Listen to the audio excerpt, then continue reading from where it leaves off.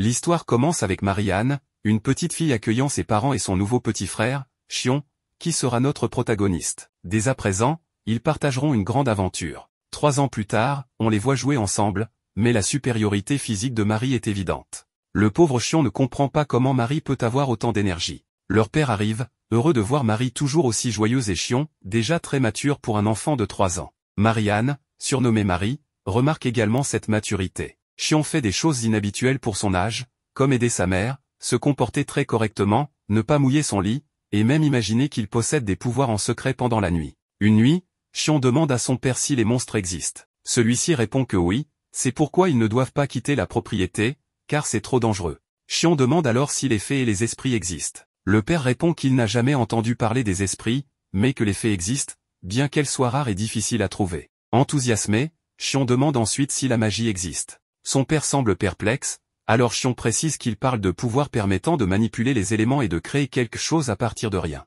Le père, bien qu'instruit, n'a jamais entendu ce terme et doute de son existence. Il suppose que les gens ordinaires n'en ont probablement jamais entendu parler non plus. Curieux, il demande à Chion où il a entendu parler des esprits, des fées, de la magie et des monstres. Marie interrompt en demandant à son frère s'il va bien, remarquant qu'il semble pâle. Mais Chion la rassure en disant qu'il n'a rien. À partir de ce moment, Chion ne mentionne plus ces sujets. 3 ans plus tard, Marie s'entraîne intensément à l'épée, tandis que Chion passe son temps à lire. Il lui demande pourquoi elle s'entraîne si dur. Marie lui répond qu'en tant que grande sœur, elle veut être prête à protéger son petit frère, surtout si un monstre apparaissait. Elle a remarqué qu'elle est douée pour le combat physique, alors elle se concentre sur ce qu'elle sait faire de mieux. Cela l'a aussi aidée à accepter qu'elle n'est pas aussi intelligente et qu'elle doit miser sur ses forces. Chion ne sait pas quoi penser, ne s'étant jamais imaginé cela.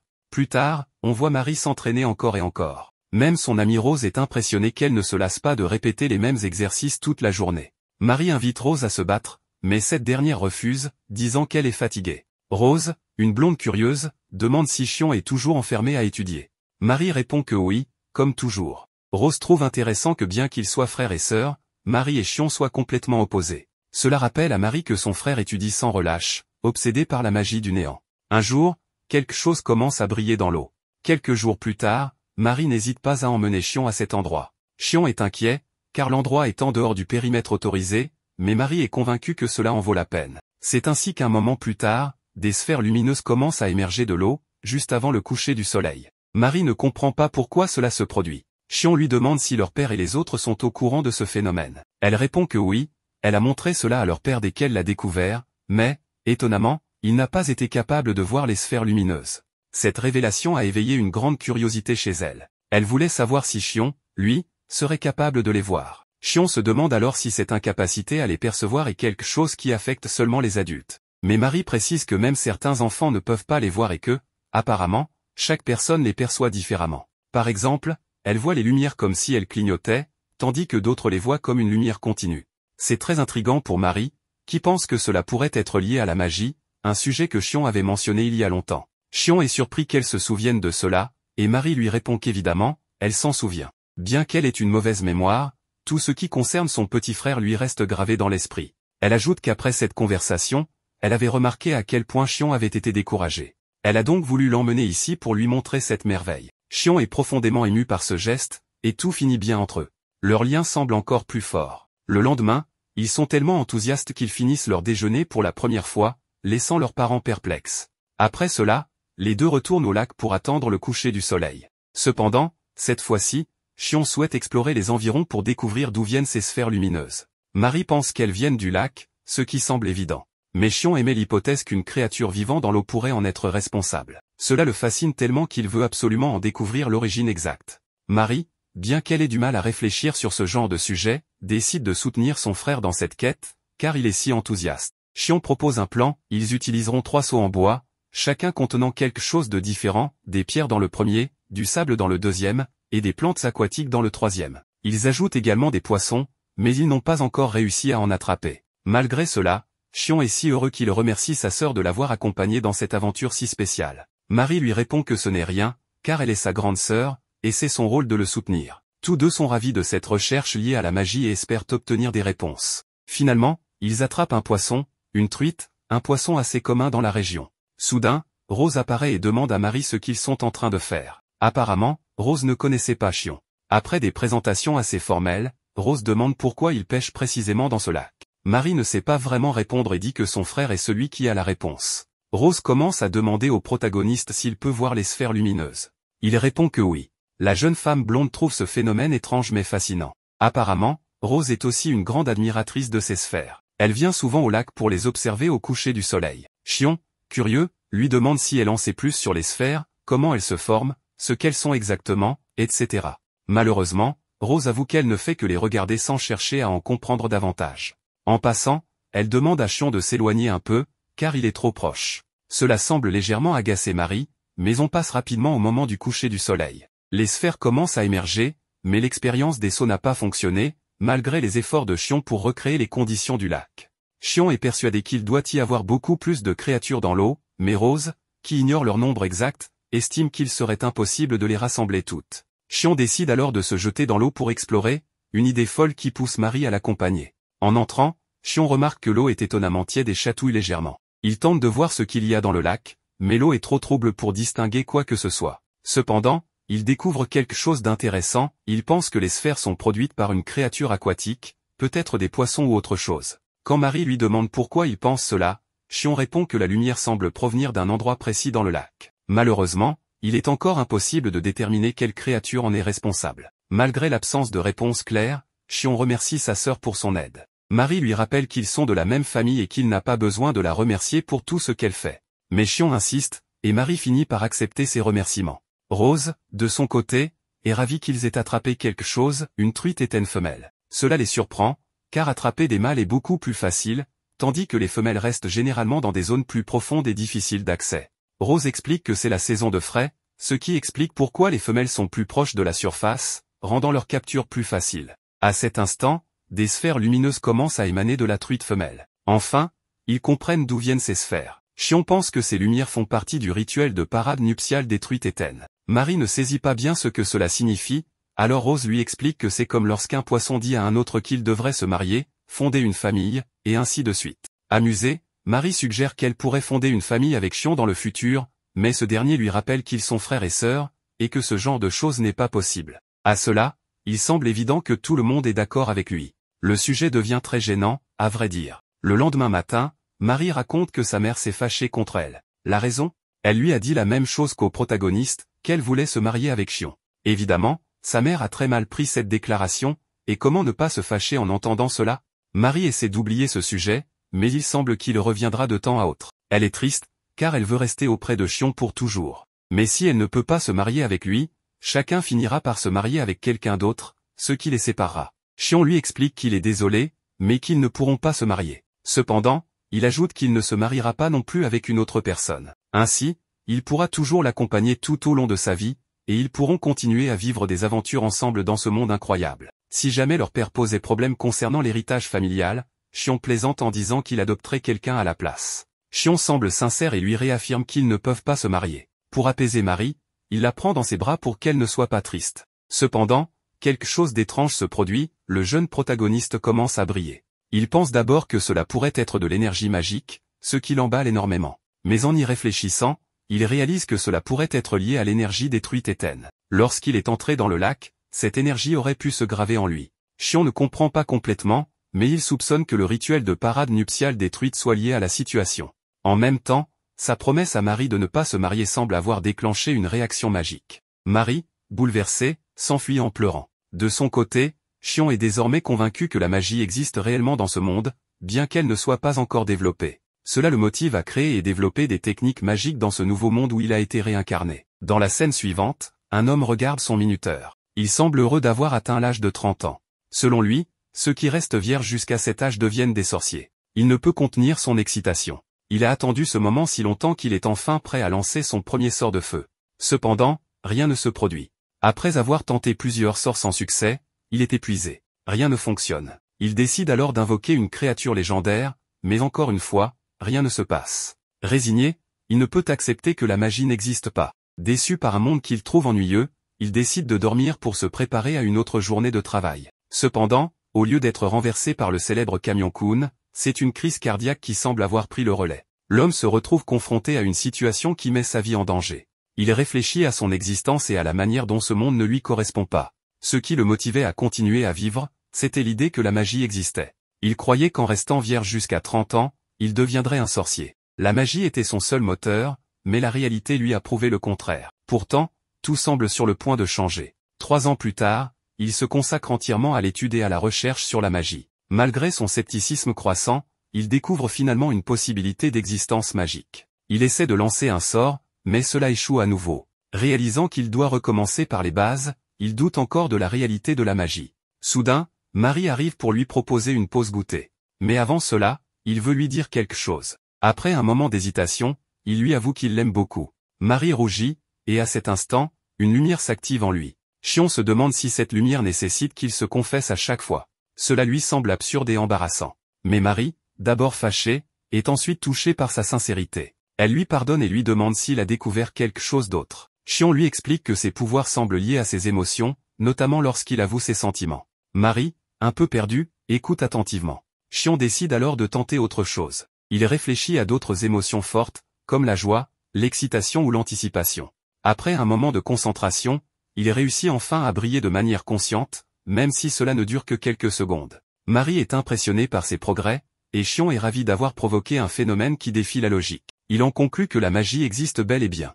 Xion compare son expérience à celle des anguilles électriques, qui possèdent un organe spécial leur permettant de percevoir et de générer des champs électriques. Il suppose que les habitants de ce monde pourraient avoir un mécanisme similaire pour percevoir et produire de l'énergie magique. Il nomme cette capacité état de charge magique, décrivant la capacité consciente d'émettre de l'énergie magique. Regardez le visage du protagoniste après avoir utilisé un peu de magie, c'est un rêve devenu réalité. Marie ne peut s'empêcher d'être heureuse pour son frère, car elle ne l'avait jamais vu aussi joyeux. Après un certain temps, on apprend que le protagoniste est en état de charge magique depuis plus d'1 mois. Grâce à cela, il a découvert plusieurs choses. Premièrement, pour entrer dans cet état, une émotion intense est nécessaire, mais maintenir une telle émotion est extrêmement difficile. Bien que, selon lui, s'il s'agit de colère, il pourrait probablement la maintenir plus longtemps. Deuxièmement, le nombre de fois par jour où l'on peut entrer dans cet état est limité, car utiliser toute son énergie magique disponible entraîne une fatigue soudaine. Troisièmement, si l'on pousse ses capacités magiques jusqu'à la limite, lors de la prochaine utilisation, cette capacité aura augmenté. Quatrièmement, cet état, tout comme les sphères d'énergie, n'est pas visible pour ceux qui n'ont pas d'aptitude magique. Ceux qui en ont peuvent le voir et ressentir une chaleur en touchant cette énergie. Enfin, cinquièmement, et c'est le plus problématique, Xion ne peut pas projeter de sphère de lumière. Il pense que son niveau d'énergie est si faible qu'il ne peut qu'illuminer son corps, ce qui le rend incertain sur ses capacités. Il craint d'avoir moins de magie qu'un poisson. Malgré ce sentiment de stagnation, il refuse d'abandonner. Il se rappelle que les truites brillent avant de libérer des sphères de lumière. Il décide donc de s'inspirer de ce processus. Xion essaie d'éclairer son corps et de diriger son pouvoir vers son bras droit. Mais c'est très difficile, invoquer des émotions positives est instinctif et émotionnel, tandis que se concentrer sur un membre précis est un acte logique. Ces deux processus opposés sont complexes à synchroniser. Il pense alors à inverser le processus, s'il réunit son pouvoir dans sa main droite, cela pourrait le rendre heureux. Et ça marche. Xion réussit, et il ne peut s'empêcher de ressentir une grande satisfaction. Il tente de frapper avec cette énergie, mais finit par se blesser. Bien qu'il n'ait pas pu détruire quoi que ce soit, il est heureux d'avoir généré une lumière puissante. Xion appelle cela l'accumulation magique, et le fait de le faire consciemment, l'état d'accumulation magique. Il est ravi de cette avancée et continue de s'entraîner jusqu'à épuisement. Le lendemain, Xion, Rose et Gawain, son père, participent à un entraînement d'escrime. Gawain les avertit de prendre cet exercice au sérieux. Même une épée en bois peut être dangereuse. Xion proteste, disant qu'il ne veut pas se battre, donc apprendre l'escrime lui semble inutile. Mais son père lui explique qu'une épée ne sert pas qu'à combattre des personnes, des monstres dangereux rôdent en dehors du village, et il devra se défendre. Rose montre de grandes aptitudes et Gawain lui dit qu'avec un entraînement rigoureux, elle deviendra une grande épéiste dans un futur proche. Puis vient le tour de Marie, qui est très rapide et talentueuse avec l'épée. Cependant, son père la surpasse aisément. Il la félicite pour son attaque surprise mais lui conseille de réduire l'amplitude de ses mouvements. Il l'encourage à continuer, affirmant qu'elle aussi deviendra une combattante exceptionnelle. Pendant ce temps, Xion retourne à ses propres exercices. Il se concentre sur l'idée que libérer la magie accumulée dans sa main droite le rendra heureux. Malheureusement, il n'y parvient pas encore. Le protagoniste se demande s'il fait quelque chose de mal. Avant, il atteignait rapidement ses limites après seulement quelques essais d'accumulation magique. Maintenant, il peut essayer jusqu'à 20 fois sans que cela ne donne de résultat. Déçu, il envisage de faire une pause et de revoir ses méthodes. Son père frappe alors à la porte et lui demande s'il est occupé. Xion répond que non, et son père lui propose de l'accompagner pour une promenade à Historia. Historia est une ville située dans la région d'Heth, là où vivent Xion et sa famille. Bien que ce soit la ville la plus proche, le trajet a été difficile pour Marie. Gawain explique qu'ils sont venus pour faire des courses, passer à la forge, puis rentrer chez eux. Il demande à ses deux enfants de ne pas s'éloigner, car il serait facile de se perdre. Xion, un peu déçu, avait espéré trouver des indices sur la magie, mais en tant qu'enfant, il doit rester près de ses parents. Cependant, il décide de noter tous les lieux intéressants pour y revenir une fois adulte. Pendant qu'ils attendent leurs parents, Xion remarque que Marie semble agitée et lui demande si quelque chose ne va pas. Elle lui répond que non, qu'il doit s'imaginer des choses. Les courses terminées, il se dirige vers la forge. Là, Gawain tombe sur Grast, un vieil ami. Grast demande s'il est venu pour récupérer sa commande, une épée très résistante destinée à Marie. Il se présente aux enfants comme un ancien camarade de leur père et, après une plaisanterie avec Gawain, il apporte l'épée. Marie reçoit son cadeau, une épée légère et facile à manier, parfaite pour elle. Elle ne peut cacher son excitation devant une arme aussi incroyable. Sur le chemin du retour, Marie se sent coupable d'avoir été la seule à recevoir un cadeau. Elle s'excuse auprès de Xion, qui lui rappelle que c'est son anniversaire, qu'il est plus jeune, et qu'il ne veut pas d'épée de toute façon. Marie lui dit qu'il devrait être un peu plus égoïste parfois, mais Xion répond qu'il l'est déjà, puisqu'il l'a convaincu de participer à ses expériences magiques. Alors qu'il marche, Xion aperçoit quelqu'un portant un objet étrange au loin. Il demande à son père ce qu'il y a dans cette boutique. Gawain lui répond que ce n'est rien d'important et qu'il n'a pas besoin de savoir. Xion s'excuse, mais il est convaincu qu'il a vu un panneau indiquant vente de fées sur cette boutique. Alors qu'un bûcheron tente de rentrer chez lui pour éviter que son bois ne soit abîmé par la pluie, il croise un homme terrifié. Ce dernier lui explique qu'il vient de tomber sur des gobelins, qui pourraient s'en prendre aux habitants. Il est donc urgent de demander de l'aide. Pendant ce temps, le protagoniste continue de s'entraîner avec sa magie. Il parvient désormais à maintenir son énergie dans sa main pendant 10 secondes grâce à l'aide précieuse de Marie. Cependant, il sait que ce n'est pas suffisant, accumuler de l'énergie ne signifie pas forcément pouvoir l'utiliser efficacement. Marie, admirative de sa magie, l'encourage à matérialiser le sort qu'il désire tant. Le protagoniste rêve de magie réelle, comme une boule de feu ou un éclair puissant, mais il réalise que tout repose sur l'émotion, la volonté et le désir, et sur la manière de connecter ces éléments aux phénomènes naturels. Tandis qu'il réfléchit profondément, Marie tente de l'interrompre, quelque chose se passe en bas. Il descend et découvre plusieurs hommes en discussion avec son père, qui annonce une mauvaise nouvelle, des gobelins sont apparus. Xion, le protagoniste, est intrigué et un peu excité à l'idée d'en apprendre davantage sur ces créatures. Mais son père est préoccupé par le danger qu'ils représentent. Xion voit cette situation comme une opportunité d'enquêter sur la magie en observant les gobelins. Cependant, il ne comprend pas pourquoi tout le monde semble si tendu, sachant que les gobelins sont généralement considérés comme des ennemis faibles. Gawain, le père, annonce qu'il va rassembler toutes les femmes et les enfants de la région dans leur maison pour les protéger. Il ordonne à tout le monde de rester à l'intérieur, car sortir serait trop risqué. Marie, bien qu'effrayée, promet de protéger son petit frère. Avant que Gawain ne parte, Xion lui demande si les gobelins sont suffisamment intelligents et forts pour grimper au 2e étage de la maison. Son père répond que non, les gobelins sont plutôt stupides, et avec la pluie rendant le mur extérieur glissant, cela semble impossible. Xion propose alors de renforcer les entrées et de cacher tout le monde au 2e étage. Gawain approuve le plan, et en 2 heures, tous les villageois et la famille de Xion se réfugient dans la maison. Cependant, un gobelin finit par apparaître à l'extérieur. Il commence à gratter la porte avec insistance. Xion sait que ce n'est pas son père, qui devait donner un signal pour entrer. La tension monte encore d'un cran lorsque la créature brise une fenêtre et commence à s'approcher de l'endroit où tout le monde se cache. La situation devient critique, chacun doit garder un silence absolu pour ne pas attirer l'attention du gobelin. Après un moment qui semble durer une éternité, le monstre semble se retirer. Tout le monde commence à se détendre, mais soudain, un coup de tonnerre éclate. Une femme, terrifiée, pousse un cri, alertant immédiatement le gobelin qu'il y a bel et bien des personnes dans la maison. Alors que le gobelin commence à frapper violemment la porte en bois, il finit par la détruire et entre dans la pièce. Tout le monde est paralysé par la peur, et la mère de Xion, sous le choc, supplie la créature d'épargner les enfants. Malheureusement, elle trébuche et tombe au sol, ce qui amuse le gobelin. Xion comprend que cette créature sait qu'elle est la plus forte ici, et c'est pourquoi elle se moque ouvertement. Marie, déterminée, sort son épée et se prépare à se battre. Bien que Xion lui dise que c'est une mauvaise idée, elle insiste pour tenir sa promesse de le protéger. Mais d'un simple mouvement, le gobelin lui arrache son arme et s'apprête à l'attaquer. C'est alors qu'Emma, la mère de Xion, s'interpose pour protéger sa fille et se fait grièvement blesser. Le gobelin, impitoyable, n'a pas l'intention de s'arrêter. Face à cette scène, Xion réalise qu'il est sur le point de perdre sa famille. Désespéré, il se jette sur le gobelin et attrape son bras, même en sachant que cela ne servira probablement à rien. Mais soudain, il remarque une lueur, de l'énergie magique commence à se manifester.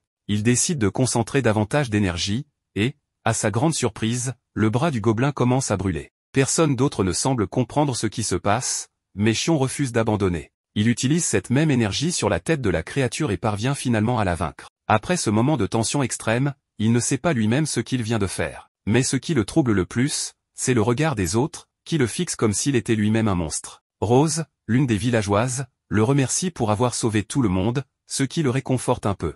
Cependant, son attention se tourne immédiatement vers Emma, qui est gravement blessée. Pas la cause de la perte de sang, elle est dans un état critique. Xion sait qu'il doit agir vite pour arrêter l'hémorragie. Heureusement, d'autres personnes arrivent pour l'aider à la déplacer dans une chambre. Xion demande si quelqu'un connaît des bases en médecine, mais personne n'a de connaissances suffisantes. Il se remémore alors les pratiques médicales de son ancien monde et demande si quelqu'un sait coudre. Une jeune femme se porte volontaire. Xion lui demande de rassembler des linges propres, des outils de couture, et un peu de liqueur, tout en ordonnant de déplacer le cadavre du gobelin. Un enfant s'approche pour remercier Xion de les avoir sauvés, ce qui lui donne du courage. Après avoir examiné les blessures d'Emma, il constate avec soulagement qu'elles ne sont pas aussi profondes qu'il le craignait. Cependant, il craint que les griffes du gobelin ne soient empoisonnées. Malgré tout, il décide de tenter le tout pour sauver sa mère. Il explique à la couturière qu'il faut suturer la plaie pour arrêter le saignement, même si cette idée semble étrange dans ce monde où les méthodes médicales se limitent souvent à des plantes et de l'eau chaude. Bien qu'hésitante, elle finit par accepter après que Xion lui explique que c'est leur seule chance de sauver Emma. Avec son aide, ils parviennent à stabiliser la blessure. Emma, bien que faible, semble sourire, ce qui soulage tout le monde. Xion remercie la couturière, mais cette dernière lui demande si sa mère va vraiment s'en sortir. Il répond qu'Emma devra passer par une longue période de récupération, mais qu'elle guérira complètement. Marie, bouleversée, fond en larmes et serre Xion dans ses bras, soulagée que tout soit enfin terminé. Xion, bien que fatigué, la réconforte en lui assurant que tout ira bien. Les hommes du village arrivent enfin et expliquent qu'ils ont découvert une madriguère de gobelins dans une forêt proche. Ils en ont éliminé 2, mais, après avoir repéré davantage de traces, ils ont préféré revenir rapidement au village. Bien que le combat ait causé des blessés, heureusement, aucune vie n'a été perdue. Impressionnant de voir comment seulement 3 gobelins ont pu mettre tout un village sur le qui-vive. Heureusement, la paix est revenue. De retour chez Xion, le médecin annonce qu'Emma est hors de danger. Malgré la profondeur de la blessure, aucun organe ni os n'a été touché. Il se dit surpris de voir une couture aussi soignée et demande si quelqu'un présent a des connaissances médicales. Gawain, le père de Xion, répond vaguement que oui, sans entrer dans les détails. Emma devra cependant se reposer longuement. Marie, pleine de remords, s'excuse auprès de sa mère, pensant que sa témérité est la raison de son état. Mais Emma la rassure en lui disant qu'elle n'a rien à se reprocher, qu'elle a simplement tenté de protéger tout le monde, et qu'elle est fière de son courage. Plus tard, Gawain discute avec Xion. Les villageois lui ont raconté toute l'histoire, ce qui confirme ce que Xion avait déjà dit. Gawain se demande alors comment un garçon si jeune a su quoi faire dans une situation aussi critique, et surtout, d'où lui viennent ses connaissances en médecine. Xion, mal à l'aise, ne peut pas révéler qu'il était un Japonais de 30 ans dans une vie antérieure. Il répond simplement que c'était une intuition.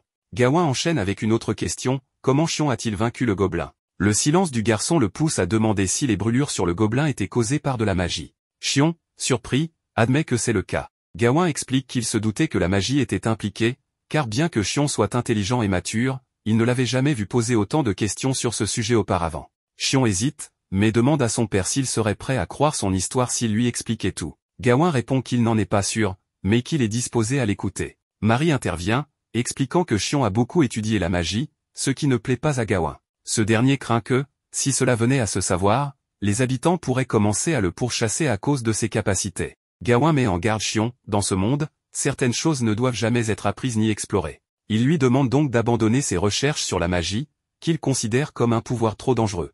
Marie s'oppose fermement à cette idée, affirmant que c'est grâce aux connaissances de Xion qu'ils ont tous survécu, y compris Emma. Malgré cela, Gawain insiste pour que Xion abandonne. Xion, de son côté, se remémore tout ce qu'il a accompli pour protéger sa sœur et ses proches. Il décide qu'il ne peut pas abandonner ses recherches sur la magie. Il explique à son père qu'il comprend ses inquiétudes, mais qu'abandonner la magie serait renoncer à ce qui le rend heureux. Furieux, Gawain lui demande de réfléchir, arguant qu'il n'est qu'un enfant vivant dans des fantasmes. Xion, résolu, répond qu'il est prêt à être désavoué s'il le faut. Pris de court, Gawain lui demande s'il est vraiment prêt à continuer malgré les moqueries ou les risques. Xion confirme qu'il s'en fiche complètement. Face à cette détermination, Gawain cède, mais pose une condition, Xion devra lui rapporter chaque progrès et chaque découverte. Si jamais ses recherches deviennent trop dangereuses, Gawain n'hésitera pas à intervenir. Xion est abasourdi lorsque son père ajoute qu'il le soutiendra désormais pour qu'il réalise son rêve. Une fois le feu de camp allumé, le protagoniste décide de tester quelque chose en utilisant son accumulation.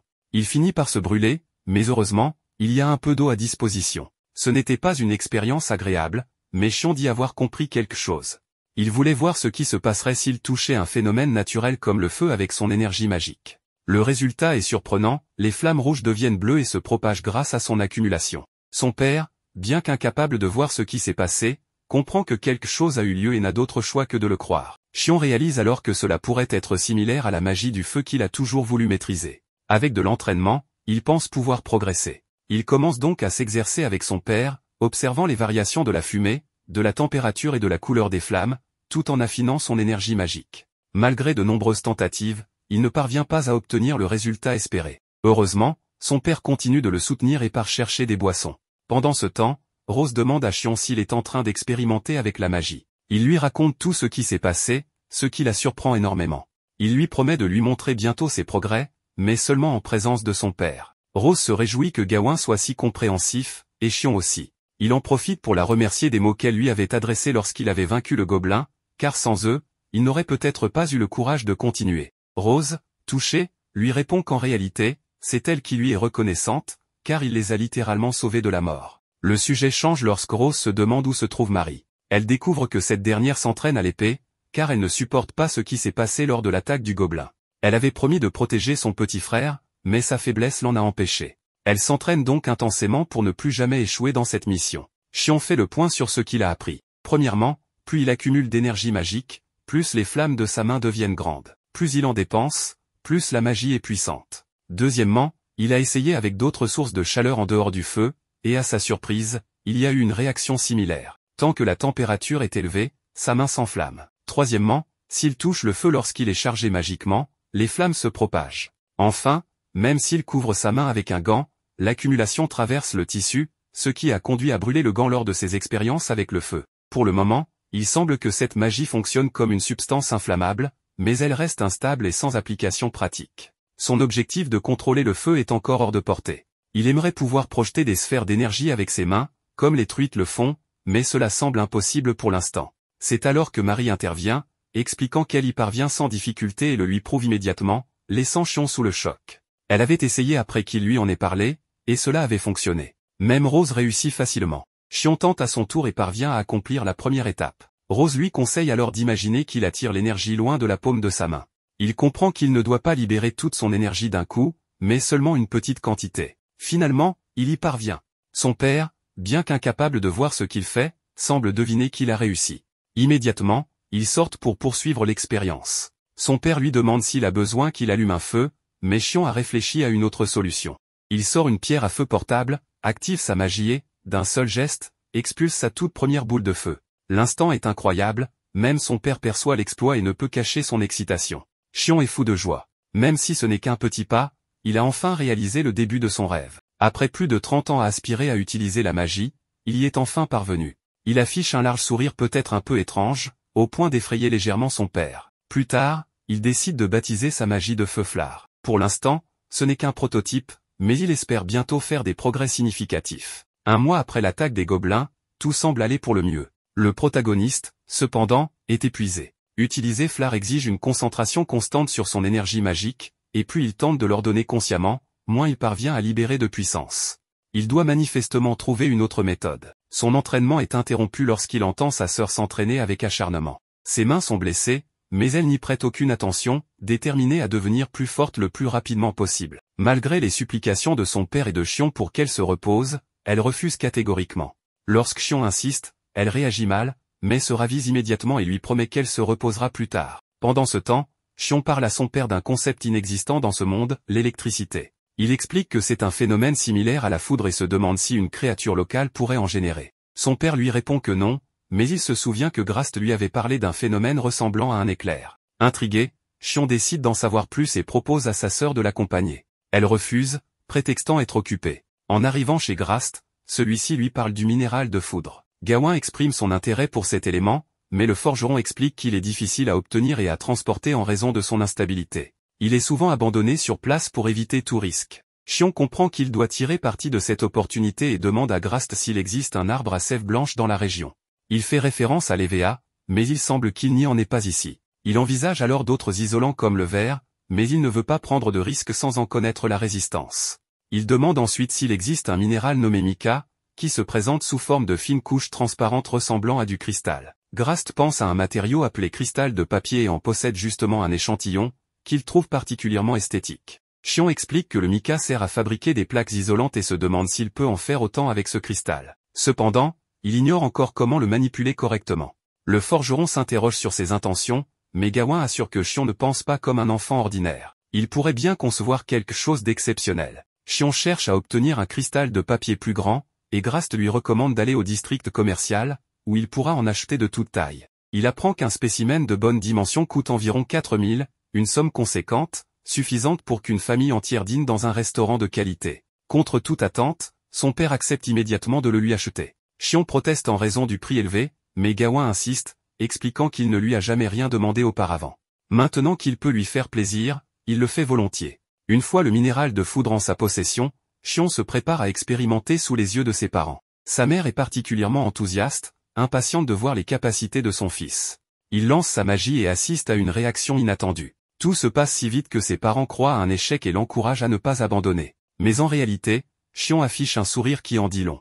Il a atteint son objectif. Son énergie magique, en entrant en contact avec le minéral de foudre, ne s'est pas enflammée mais a produit une multitude d'étincelles. Cela prouve que l'énergie magique ne possède pas seulement des propriétés inflammables, elle imite et amplifie les phénomènes qu'elle touche. Le rêve de Xion d'utiliser plusieurs types de magie ne semble plus aussi irréalisable qu'il le pensait. Le véritable défi est maintenant de transformer cette énergie en un courant électrique et de pouvoir projeter des éclairs depuis ses mains. Cependant, un problème majeur persiste, dès que son énergie touche le minéral de foudre, elle explose immédiatement. Tant qu'il ne résout pas cela, il restera bloqué. Il commence à douter, sentant qu'il fait quelque chose de mal. Mais soudain, une nouvelle idée lui vient à l'esprit. Après réflexion, il réalise qu'il n'est pas obligé de donner à sa magie une forme sphérique. Il commence donc à émettre son énergie sous différentes formes, découvrant ainsi qu'il s'était inconsciemment limité. Alors qu'il aurait pu dès le départ la modeler à sa guise, il s'était obstiné à reproduire les mêmes schémas. Enthousiaste, il veut immédiatement partager cette révélation avec sa sœur, mais il se rend compte qu'elle n'est pas dans sa chambre. De plus, elle a retiré ses bandages. Inquiet, il part à sa recherche et finit par la retrouver en plein entraînement contre un arbre. À cet instant, tout devient clair pour lui. Il comprend qu'elle l'a toujours soutenu lorsqu'il apprenait la magie, alors que lui, de son côté, avait été arrogant en pensant qu'elle n'avait pas besoin de se donner autant de mal avec l'escrime. Il s'excuse sincèrement. Mais Marie lui répond que ce n'est pas grave. Certes, elle s'est parfois demandé pourquoi il ne l'encourageait pas autant qu'elle l'avait fait pour lui, mais elle a vite compris qu'il n'y était pour rien.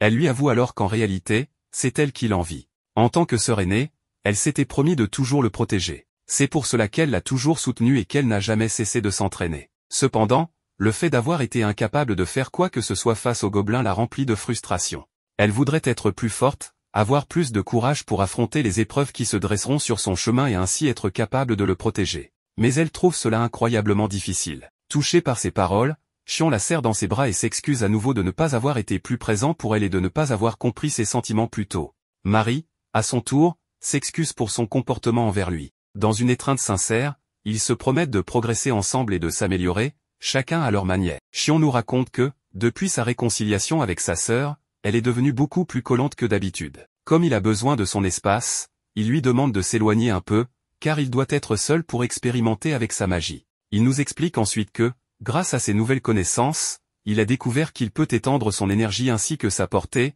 bien que celle-ci devienne plus faible. En d'autres termes, plus il disperse son énergie, plus son pouvoir magique s'affaiblit. Il vient de vérifier que, lorsqu'il comprime sa magie, la puissance de son flare augmente considérablement. Il décide alors de baptiser cette technique Gas Flare. D'un autre côté, sa magie électrique ne produit qu'une faible lueur, probablement parce que son volume est trop réduit. Grâce à ses recherches, Xion a réussi à modifier la forme de son énergie au moment où il l'émet. Il vient d'utiliser sa magie sur un minerai électrique, qui a alors libéré une grande quantité d'énergie en direction du protagoniste, sans toutefois lui causer de dommages. Il explique aux filles ce qui vient de se passer et sent qu'il est sur le point de faire une découverte majeure, mais il lui manque encore quelque chose. Soudain, Grast arrive avec le père du protagoniste, et ils commencent à discuter. Gawin demande à son fils s'il se souvient de l'extraction du minerai de foudre. Après cet événement, Grast a utilisé les connaissances de Xion pour extraire le même minerai. Comme il était jusqu'alors impossible de le transporter, il l'a ramené chez lui et a tenté d'en faire commerce. Cependant,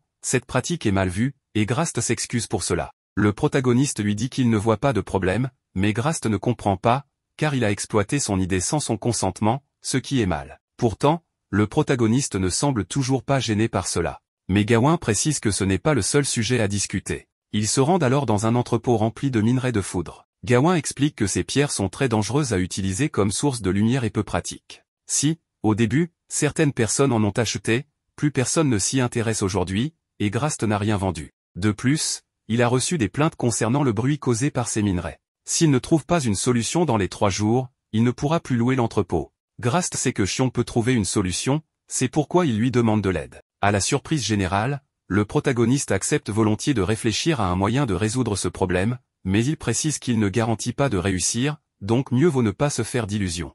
Il demande alors pourquoi les pierres sont si espacées et décide de tester quelque chose. Il nous montre ensuite le métal obtenu après le raffinage et la fonte du minerai de foudre. Le protagoniste se demande si, en les heurtant, ces métaux produiraient des étincelles électriques. Après vérification, il se rend compte que non.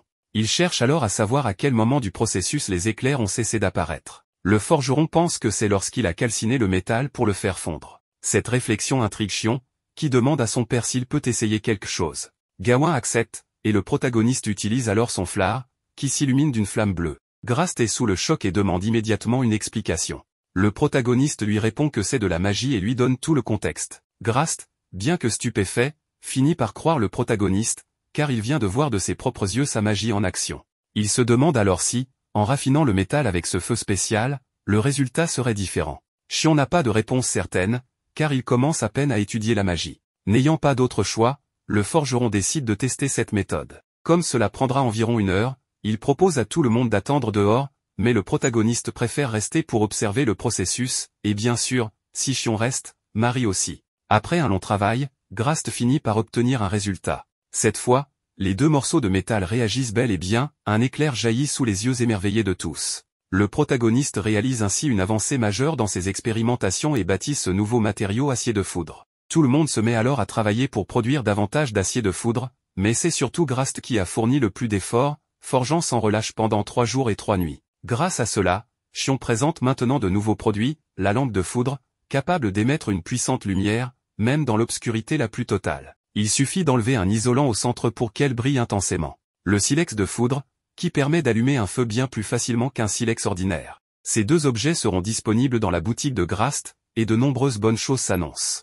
Les parents de Chion sont très fiers de lui, admirant son talent et son ingéniosité. Marie est également ravie pour son frère, mais elle affirme qu'elle savait déjà à quel point il était brillant depuis le début. Grast, quant à lui, se demande comment un garçon a pu avoir une idée aussi géniale et le félicite. Mais alors qu'il s'apprête à dire quelque chose, Gawain l'interrompt brusquement, lui demandant de se taire, ce qui surprend le protagoniste et crée un moment de malaise. Le forgeron s'excuse, et pour alléger l'ambiance, Emma propose d'aller tous déjeuner après cette dure journée de travail. Chion est curieux de savoir ce que Grast voulait dire, mais pour l'instant, il est temps de rentrer. Avant de partir, le forgeron lui promet une récompense pour toute l'aide qu'il lui a apportée. Marie demande ce qu'il entend par récompense, et le protagoniste explique que lorsqu'il fabriquait la lampe et le silex, une idée lui est venue en tête. Quelques jours plus tard, on apprend que les produits ont été un énorme succès et se sont vendus en un clin d'œil. Les filles demandent au protagoniste ce qu'il compte faire aujourd'hui.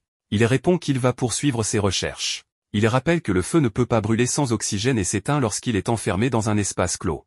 Mais qu'en est-il du feu magique? Il décide de tester en utilisant son flar sur une bougie.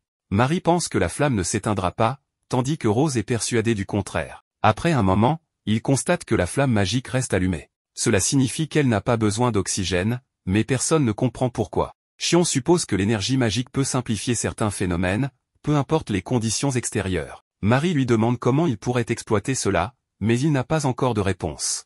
Cependant, le mot combustible vient de lui donner une idée. Il lance son flar en l'air et demande à Marie d'envoyer une sphère d'énergie pour la percuter. L'impact déclenche une explosion, heureusement pas assez puissante pour être dangereuse.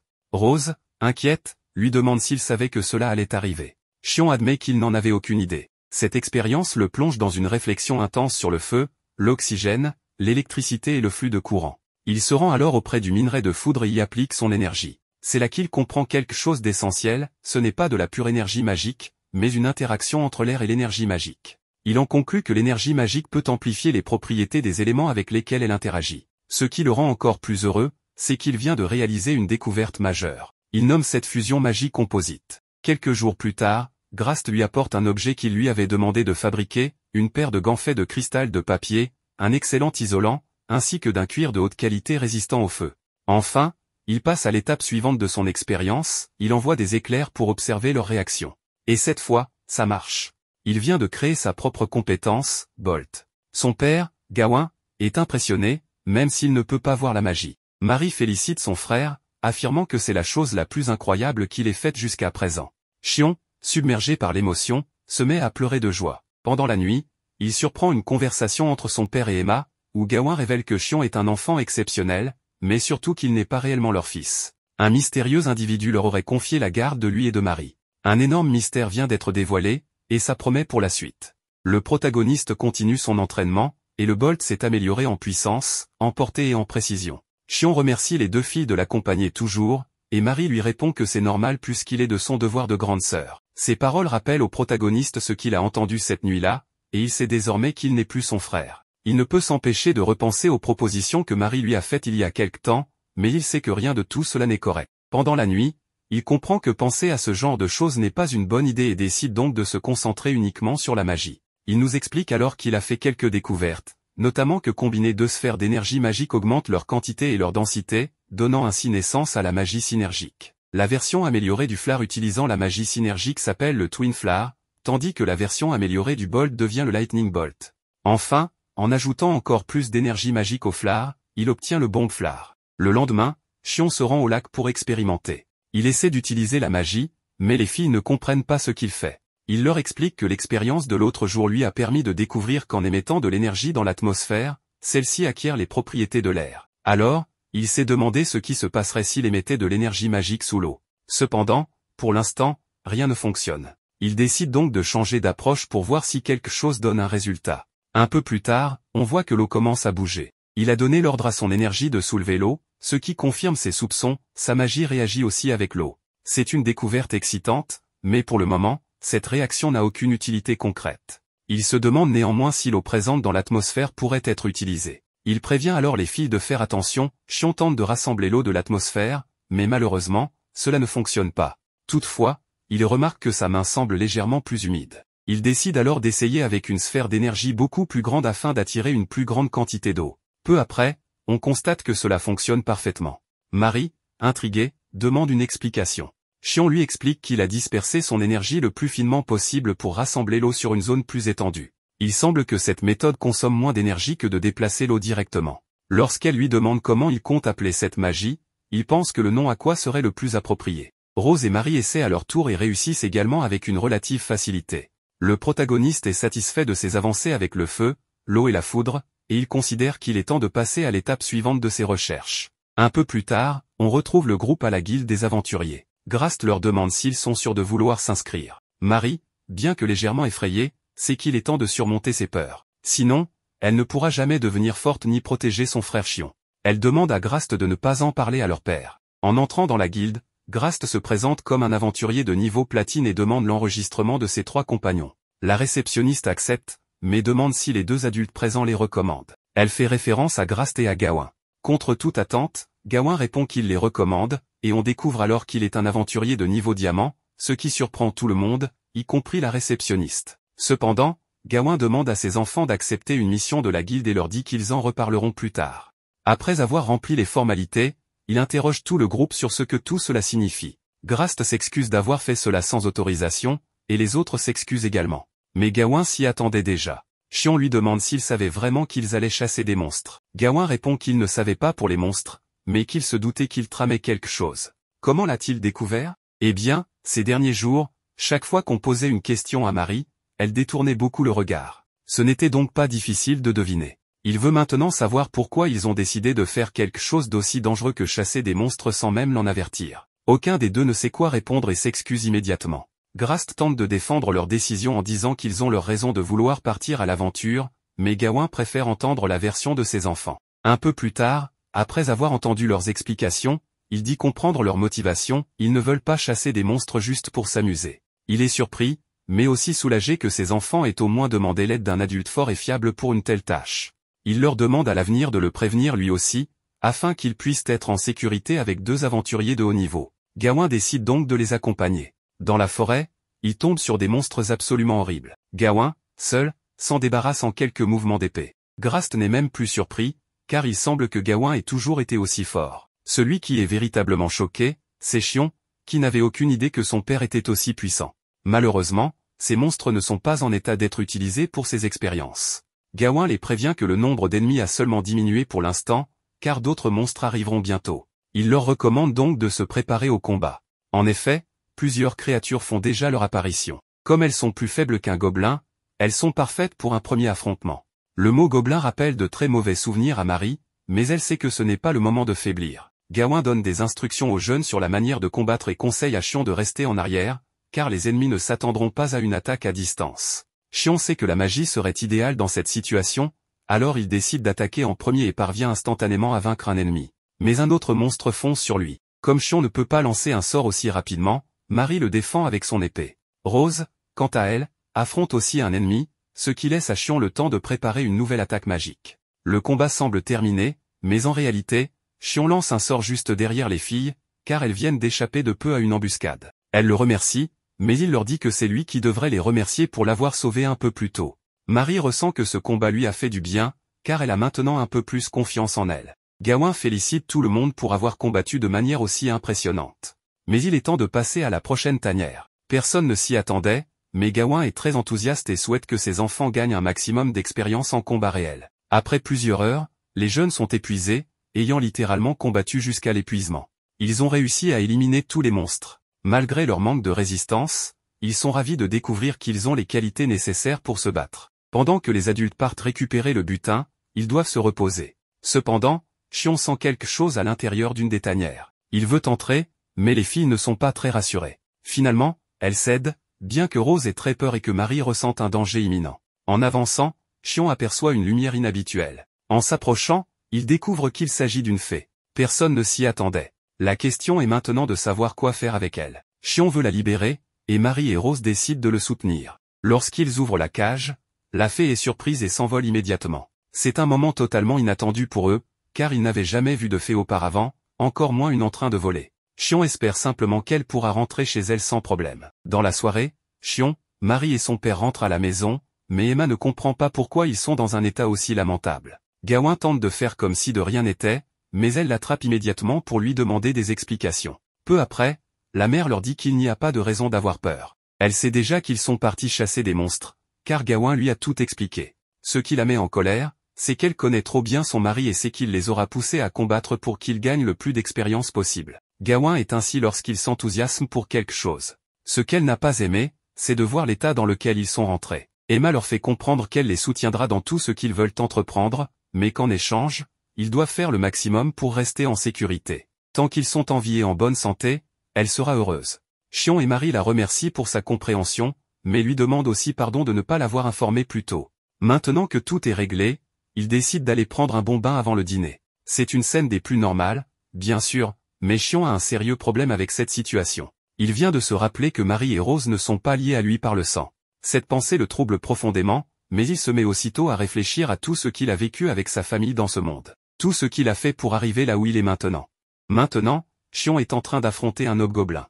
Il tente immédiatement d'envelopper une pellicule magique avec la pression de l'air, puis d'augmenter sa puissance afin de créer une bourrasque. Avec cela, il envoie littéralement le monstre valser. Il nous explique que cette technique s'appelle Blow, une magie de l'air. Évidemment, le problème est qu'elle devrait être utilisée dans des situations spécifiques et pas seulement pour attaquer, car elle ne fait pas énormément de dégâts et met beaucoup de temps à s'activer. Soudain, ces deux-là arrivent aussi, ayant vaincu leurs propres ennemis. Il s'avère que cela fait déjà 2 ans que ces trois-là sont devenus aventuriers. Le protagoniste a maintenant 10 ans, Marie 12 ans, et Rose également. Au fil des ans, l'aptitude du héros à mesurer l'énergie magique s'est grandement améliorée, au point qu'il peut désormais évaluer la quantité d'énergie d'une personne rien qu'en la regardant, un peu comme le détecteur de Vegeta. Et comme on pouvait s'y attendre, il n'a encore vu personne avec plus d'énergie que ces deux-là. Ils expliquent ensuite que la guilde est très active ces derniers temps, car les missions de chasse affluent les unes après les autres. C'est étrange, car il n'est pas normal qu'il y ait autant de gobelins dans les environs. De plus, le protagoniste a remarqué une augmentation significative du nombre de vagabonds. Marie propose alors d'aller voir Grast, qui les accueille avec enthousiasme. En fait, il montre au héros que sa commande est déjà prête. Xion est surpris, car il ne l'avait passé que la veille. Mais comme il casse ses équipements très rapidement, Grast a décidé d'accélérer la fabrication.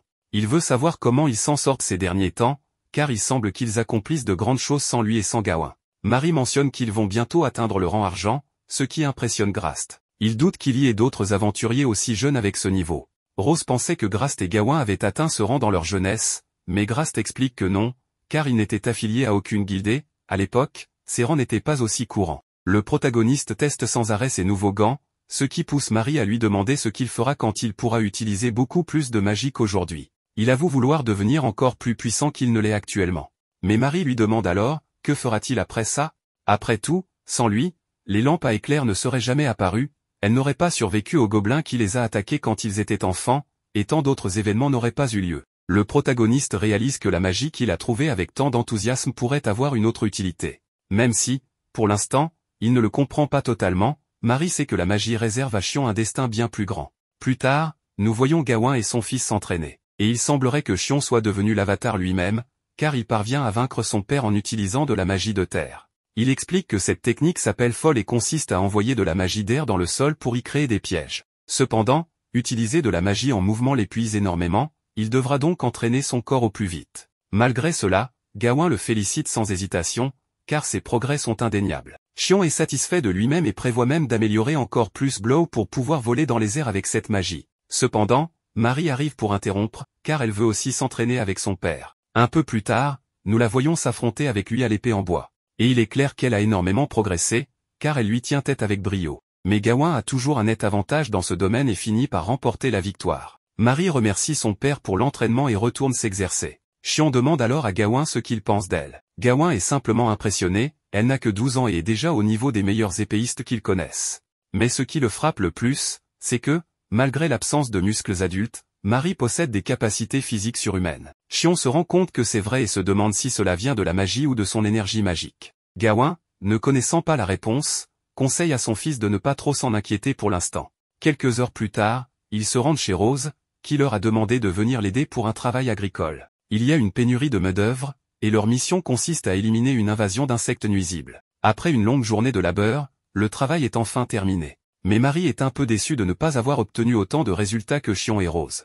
Elle promet donc que l'année prochaine, elle en attrapera bien plus qu'eux. Soudain, le temps change brutalement, annonçant une tempête imminente. Pourtant, il faisait encore beau il y a quelques minutes. Mais quelque chose de grave arrive. Marie s'effondre soudainement. Xion tente de la réveiller, mais elle ne réagit pas. Il la ramène en urgence dans son lit. Son corps est glacé, et Xion n'arrive pas à comprendre ce qui lui arrive. Gawain et Emma arrivent en panique pour voir leur fille. Heureusement, elle ouvre les yeux.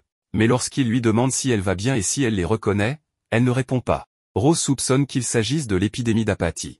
Gawain a entendu dire que cette maladie se propage rapidement à travers la ville. Rose confirme. Lorsqu'elle est allée faire des achats, elle a entendu des rumeurs, les gens s'effondraient soudainement, comme si leur fil était coupé, et ne pouvaient plus bouger. Même s'ils restent conscients, ils ne réagissent plus et fixent seulement le vide. Ce sont les symptômes de la maladie. Comme les personnes atteintes ne font rien et paraissent très léthargiques, elle a été nommée ainsi. C'est une situation terrible, alors Emma demande s'il existe un remède. Malheureusement, Rose explique que jusqu'à présent, personne n'a été guéri. Comme les causes sont inconnues, personne ne sait quoi faire. Gawain décide alors d'emmener sa fille à Historia pour la faire examiner par un médecin. Il demande à Xion de rentrer chez lui avec sa mère, mais ce dernier veut les accompagner. Gawain lui rappelle que c'est le moment le plus dangereux de la nuit, celui où les monstres apparaissent. Xion sait que son père est fort, mais il lui fait remarquer que s'ils sont attaqués, il aura du mal à protéger Marie tout en se battant.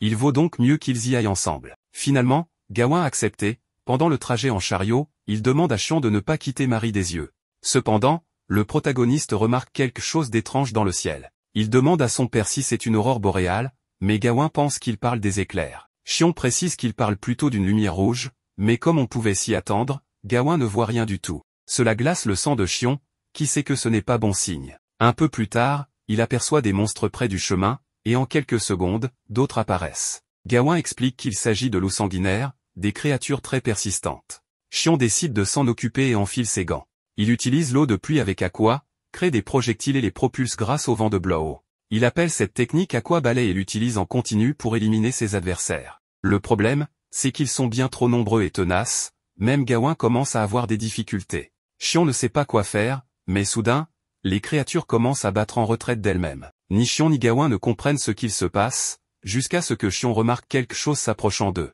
Pris de panique, il demande à son père d'accélérer le plus possible. C'est alors qu'apparaît une silhouette effrayante. Elle commence à les poursuivre, et même moi, je ne m'y attendais pas. Ce qui est encore plus étrange, c'est que Gawain ne la voit pas, ce qui effraie encore plus Xion. Il n'arrive pas à croire que son père n'entende même pas ces cris terrifiants. N'ayant pas d'autre choix, Xion tente de l'attaquer, mais cela ne fonctionne pas. En réalité, la créature semble même être devenue plus enragée et passe à l'offensive. Xion se demande s'il va mourir, mais soudain, il se souvient de ce qu'il a fait aux gobelins auparavant et tente la même chose sur elle. Heureusement, cela semble fonctionner et il commence à comprendre que la purification pourrait être la clé. Gawain lui demande si tout va bien, mais Xion est encore inquiet. La fantôme semble vouloir continuer à l'attaquer. Heureusement, la lampe éclair lui inflige des dégâts, ce qui permet même à Gawain de la voir pendant quelques secondes. La créature s'élève dans le ciel, gravement blessée, mais Xion ne compte pas la laisser fuir.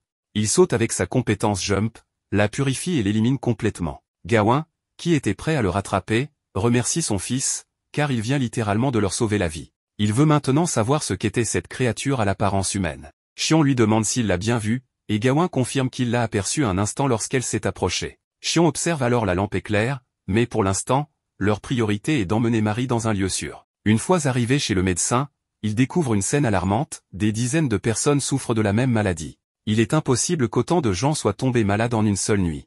Le médecin leur annonce qu'ils devront attendre leur tour. Xion trouve cela injuste après tout ce qu'ils ont traversé pour arriver ici, mais il comprend qu'ils ne sont pas les seuls à souffrir. Finalement, le médecin examine Marie et confirme qu'elle est bien atteinte de la maladie de léthargie. Xion lui demande s'il existe un traitement, mais malheureusement, le médecin explique qu'il n'en a pas encore trouvé. Pour le moment, tout ce qu'ils peuvent faire, c'est surveiller l'évolution de la maladie. Xion se remémore alors tous les bons moments qu'il a passés avec Marie. Désespéré, il supplie le médecin de trouver un moyen de la sauver. Il est tellement bouleversé qu'il ne peut retenir ses larmes. Il est anéanti en voyant sa sœur dans cet état, totalement inerte.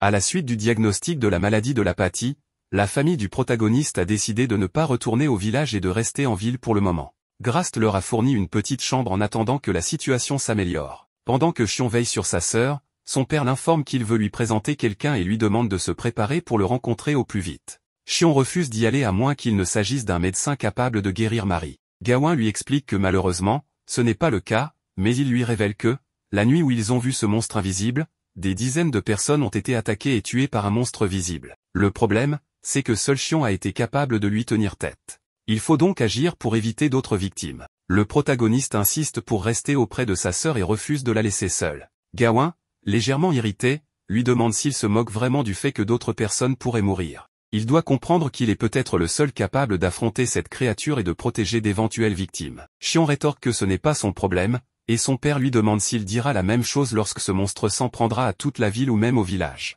Mais il crie ensuite qu'il n'a aucune obligation d'aider qui que ce soit et que sa seule priorité est de rester aux côtés de sa sœur. Il supplie son père de le laisser faire, tout en lui demandant s'il ne s'inquiète pas de l'état de Marie. Gawain lui répond qu'il est évidemment très inquiet, qu'elle est sa fille bien-aimée et qu'il serait prêt à tout pour la sauver, même à vendre son âme au diable. Mais malheureusement, cette option n'existe même pas pour lui. C'est pourquoi il estime qu'ils doivent faire tout ce qui est en leur pouvoir. Il insiste auprès de son fils, grâce à lui, de nombreuses personnes pourraient être sauvées, car il est peut-être le seul au monde à en avoir la capacité. Xion refuse toujours, mais il se remémore alors les paroles de sa sœur. Elle lui avait dit que la magie qu'il avait découverte pourrait peut-être être utilisée à d'autres fins et qu'elle avait un impact, qu'il le veuille ou non. Elle était persuadée que son frère finirait un jour par utiliser son pouvoir pour sauver de nombreuses personnes, car c'est ce qu'une personne incroyable comme lui ferait. Grâce à ses souvenirs, Xion finit par raconter à son père tout ce que Marie lui avait dit. Il décide alors d'aider autant qu'il le pourra. Gawain le remercie chaleureusement, car il attendait cette réponse avec impatience. Il s'excuse également, réalisant qu'il n'avait pas compris à quel point Xion se sentait perdu. Ce dernier lui assure qu'il n'y a pas de mal, et qu'il a bien fait d'attendre qu'il mette de l'ordre dans ses sentiments. Soudain, Xion remarque quelque chose d'étrange chez Marie. Son père lui demande ce qu'il y a, et Xion explique qu'il ressent un malaise. Il réalise que l'énergie magique de Marie a disparu. Paniqué, il se précipite dehors, se maudissant de ne pas l'avoir remarqué plus tôt malgré tous ces jours passés à ses côtés. De retour chez lui, il explique à son père que les personnes atteintes de l'apathie n'ont plus d'énergie magique ou du moins, aucune de celles présentes à la clinique ne semble en avoir. De plus, il n'a trouvé personne possédant une énergie magique dans toute la ville. Avant, il en percevait chez plusieurs habitants, mais à présent, il n'y en a plus un seul. Le protagoniste émet alors une hypothèse, seules les personnes ayant une énergie magique ou une affinité avec la magie seraient infectées par la maladie. Si cette théorie s'avère juste, il pourrait être le seul capable de trouver un remède ou au moins un traitement contre ce fléau. Gawain lui rappelle qu'il doit lui présenter quelqu'un, et cette fois, Xion n'a plus d'échappatoire. Une fois arrivé à destination, il découvre que cette personne n'est autre que Lord Balfe. Gawain lui expose la raison de leur venue et explique que, pour lutter contre le monstre invisible, il avait récemment suggéré d'utiliser des lampes foudroyantes. Cependant, Balfe l'interrompt avant qu'il ne puisse finir. Il se plaint, désemparé, de l'étrange tournure que prennent les événements depuis qu'il gouverne la ville d'Istria. Xion n'en revient pas, Lord Balfe parle comme s'il voulait abandonner son poste, écrasé par la pression. Heureusement, après s'être calmé, Balfe explique que la guilde des marchands a tenté de monopoliser ces lampes foudroyantes. Mais ces hommes ont réussi à en récupérer suffisamment en ville avant de les distribuer aux soldats. Gawain le félicite pour son travail remarquable, mais Balfe, gonflé d'orgueil, réplique qu'il sait déjà qu'il est exceptionnel. Gawain reprend alors le fil de la discussion et révèle que la maladie et le monstre invisible sont intimement liés à la magie et à l'énergie magique. Balfe s'adresse alors à Xion et lui confie que son père lui a déjà longuement parlé de lui. Il sait que les lampes foudroyantes et la magie de Xion sont efficaces contre cette mystérieuse créature. C'est pourquoi il veut réunir des personnes ayant des aptitudes magiques pour vaincre définitivement ce monstre. Le protagoniste lui répond que c'est impossible, car il lui a fallu beaucoup de temps pour apprendre à utiliser la magie. De plus, la majorité des personnes possédant de l'énergie magique sont malades. Le duc dit qu'il comprend et explique qu'en ce qui concerne la maladie du léthargie, les recherches des médecins n'ont pas avancé. Il demande à Xion s'il a une idée pour traiter la maladie. Comme le protagoniste répond par l'affirmative, le duc ouvre de grands yeux, mais son enthousiasme retombe lorsque Xion précise que cela implique d'expérimenter sur des êtres vivants. Malgré cela, il est prêt à écouter. Xion poursuit en expliquant que lorsqu'une personne est en bonne santé, son énergie magique revient après du repos. Cependant, si l'on suppose que les personnes contaminées ne peuvent pas récupérer leur énergie pour une raison inconnue, il serait peut-être possible de leur en fournir ou de faire en sorte qu'elles la conservent. Cela pourrait leur permettre de guérir. Le duc lui demande si cela ne serait pas trop dangereux, ce à quoi Xion répond que c'est fort probable. Mais le duc sait qu'il n'a pas d'autre choix, alors il lui donne son feu vert pour tenter de sauver les malades. Surtout parce que Xion veut expérimenter avec des êtres vivants qui possèdent de l'énergie magique, c'est-à-dire les monstres. Le bon côté des choses, c'est qu'en plus de son autorisation, le duc lui promet des collaborateurs spécialisés en médecine et en études des monstres, ainsi que du personnel de sécurité expérimenté. Cela est en partie grâce à son père, car Xion ne comprend pas comment un duc peut faire confiance aux paroles d'un simple enfant. Après un certain temps, il est enfin temps de rencontrer l'équipe. Le premier à se présenter est Cole Alisté, qui travaille comme assistant du docteur Alphonse. Cependant, il considère que c'est une perte de temps de suivre les caprices d'un enfant comme Xion et affirme qu'il n'est là que sur ordre du duc. Soudain, une jeune femme blonde réprimande Cole en disant que son insolence n'a pas de limite et que, même s'il s'agit d'un enfant, il doit le traiter avec dévotion et loyauté. Elle se présente comme Raffina Spell, héritière légitime de son père, le marquis Alfred Spell, seigneur du territoire de Zepanlast à Ristia. Oui, elle dit tout cela, même si personne ne lui a rien demandé. Elle affirme aussi être un véritable chevalier prêt à défendre l'honneur. Le protagoniste estime qu'il en a assez entendu et demande à la dernière membre de se présenter. Il s'agit d'une fille timide qui parle à peine, mais qui en sait beaucoup sur les monstres. Maintenant que tout le monde est réuni, Xion les accueille et les remercie d'être venus. Il leur précise d'emblée que cette mission n'est pas un jeu, car elle est basée sur des faits concrets et certaines informations. Puis, à l'extérieur, il leur fait une démonstration de magie, laissant ses coéquipiers stupéfaits. Xion leur explique qu'il s'agit d'une technique qu'il a lui-même développée. Elle consiste à amplifier et maintenir des phénomènes naturels en matérialisant l'énergie magique, un pouvoir qui réside dans les corps. Cole lui demande si la magie est liée au traitement contre la léthargie. Xion explique que la magie utilise l'énergie magique, une sorte de force présente dans le corps et l'esprit. Lorsqu'elle est trop sollicitée, elle provoque une immense fatigue qui empêche même de bouger. Cela ressemble étrangement aux symptômes d'une certaine maladie, n'est-ce pas? Cole confirme que cela correspond exactement aux symptômes de la maladie du léthargie. Un peu plus tard, l'équipe se rend en forêt pour capturer des monstres en vue des expériences. Cole reste à la clinique en raison d'une urgence, et Raffina, qui a du mal à se déplacer avec son armure métallique, reste en arrière. Brigitte, quant à elle, explique qu'elle a été convoquée pour en savoir plus sur le monstre invisible et demande s'il est lié à la maladie de léthargie. Xion répond que c'est un peu compliqué à expliquer. Il pense que pour traiter la maladie, il faut trouver un moyen de fournir de l'énergie magique aux malades. Cependant, l'énergie magique elle-même est dangereuse et peut être fatale. Il a déjà tenté quelque chose de similaire auparavant et a constaté que l'énergie qu'il injectait entrait en conflit avec celle de son sujet, ce qui s'était mal terminé. Il leur expose donc son hypothèse, il faudrait probablement saturer les patients en énergie magique pour les guérir. Mais avant d'essayer sur des humains, il doit d'abord expérimenter sur des monstres. C'est pourquoi il a fait appel à une experte en créatures magiques. Brigitte se révèle être une mine d'informations précieuses, notamment sur le monstre invisible qu'ils ont déjà affronté. Lorsqu'elle apprend son nom, elle demande à Xion s'il l'a réellement vu et lui demande tous les détails possibles. Elle est visiblement excitée à l'idée d'en apprendre plus sur les Rayets. Soudain, un gobelin guerrier apparaît. Ce monstre ne devrait normalement pas se trouver ici, car il vit généralement dans d'immenses terriers et non en pleine forêt. Cependant, Brigitte ne peut cacher son excitation à l'idée de l'observer. Rafina, elle aussi, est ravie. Excédée par son armure encombrante, elle la réduit en miettes et fonce sur le monstre. Heureusement, Xion lui donne un coup de main avec sa magie, car le gobelin guerrier est redoutable. Après un combat intense, ils finissent par le vaincre. Le problème, c'est qu'un monstre mort ne sert à rien pour leurs expériences. Et la blonde semble s'en moquer complètement. Il va donc falloir trouver une nouvelle créature sur laquelle travailler.